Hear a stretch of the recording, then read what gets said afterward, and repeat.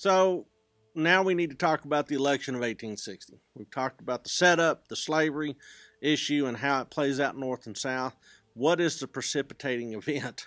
Well, Lincoln's election in 1860 is really the precipitating event, because in that election, Lincoln is elected along purely sectional lines. He's the president of one section of the country. Problem is, the rest of the country is so thoroughly divided that they can't really decide on who should be the effective opposition to this sectionalism. In fact, Lincoln carries all the free states plus California and Oregon out on the West Coast. He doesn't play in the South. 81% of the eligible voters in the United States turned out in this election. And even though Lincoln carried easily enough electoral college votes to win, he only carried about 40% of the popular vote, which is pretty doggone low to be a victorious candidate. But as Houston predicted, a divided South played in to the Republican plan. So Texas, Florida, Mississippi, Alabama, and South Carolina, interestingly enough, all had very similar voting patterns. You got it. I said that Texas looked a lot like Mississippi, Alabama, Florida, and South Carolina in its voting. These guys voted for Breckinridge, the Southern Democrat. So you can kind of see what flavor Texas is in 1860. Well, when Lincoln is announced the winner of the election, Southern states start seceding. In fact, South Carolina goes out that very December. It takes them about a month to decide, we're done with this. They're followed very quickly by Mississippi, Florida, Alabama, Georgia, and Louisiana. Texas is talking about seceding as well. Governor Houston, again, trying to do everything he can to claw back from this gathering secession momentum, says, no. The only way that I will agree to even hold a convention in Texas is if there is some sort of plebiscite held as well. I want to know what the people of Texas say. Well, guess what? The people of Texas say about 3-1 that they're willing to secede. That's not a mystery. They're essentially warmed over Mississippians, Alabamians, and South Carolinians. So Texas secedes and leaves the Union on February 23rd, 1861, and becomes the seventh state to do so. Well, now that Texas has seceded, Governor Houston says, fine, great, be independent. Do that. Let's be an independent republic again. We don't have to join forces with anybody. Instead, the seceded state joins the Southern Confederacy on March 4th, and then they ratify the Confederate Constitution on March 23rd, 1861. Well, Houston is not going to say that he is loyal to this new government. He doesn't even recognize this government. And in fact, he's in a very peculiar position, because now the President of the United States, Abraham Lincoln, inaugurated in March, sends a letter to Houston saying, look, I will send troops to sustain you in your governorship.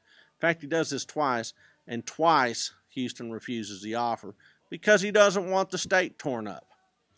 Well, as a result, the secessionists essentially declare the governor's position vacant, and they depose him by saying if he won't take the oath of loyalty to the new government, then he's not really governor anymore.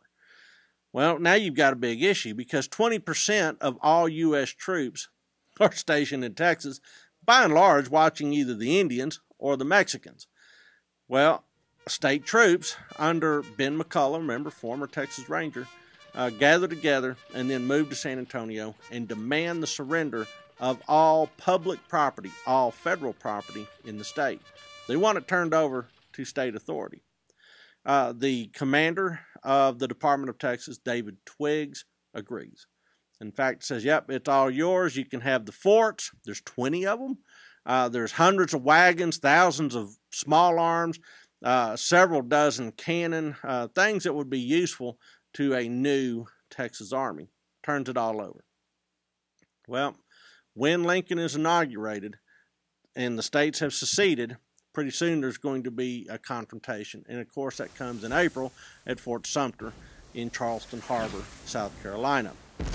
When this confrontation occurs, when South Carolina authorities fire on federal forces, they're coming into the harbor, Lincoln declares a state of rebellion and calls for additional troops, a levy of troops from every state in the Union to suppress this rebellion.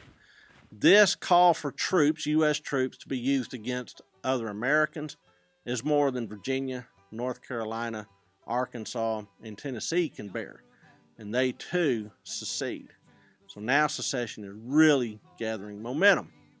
Well, Texas state troops gather once again to make sure that all federal troops are ushered out of the state.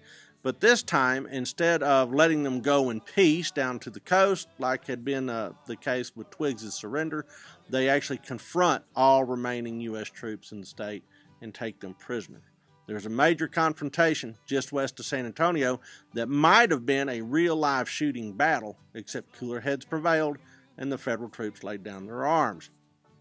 Well, the fervor of February in Texas dissipates over that spring, but flares again after Sumter and the declaration that the southern states are in rebellion. Well, with the secession of the upper South states, the Confederate capital moves from Alabama to Richmond, Virginia. Texas troops, meanwhile, begin to mobilize. Problem is, for Texas, now that they are part of a new nation, a new and pretty weak nation, they have to figure out how they are going to protect a lot of different frontiers. For instance, not only is there a north versus south border of the Confederacy that has to be protected by troops, some of whom will come from Texas, but Texas itself has a frontier with the Indian Territory. It has a coastal frontier along the Texas coast, a lot of coastline where U.S. troops can be put ashore. It's also got a major frontier against wild Indians, the Comanche Empire, for instance, and also a frontier against Mexico. So Texas, alone amongst all these new Confederate states, has a much larger strategic headache to face.